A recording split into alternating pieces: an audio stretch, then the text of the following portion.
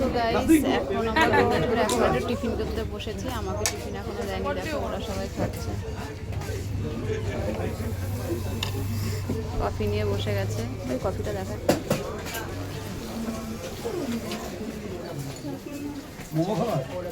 সেই লাগছে এখন আমাকে দেয়নি, আমি বসে আছি ওদের তাকাচ্ছি। এইটাতে ঘোরানোর জন্য ভাই ঘুরে কেমন লাগলো বল একটু।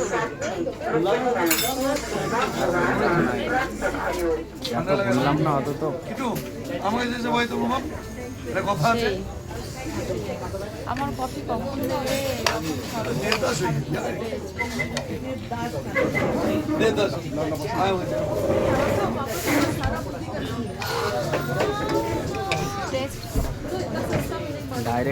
ডাইরেক্ট ছেড়ে ডাইরেক্ট এটা পেছনটা দেখো।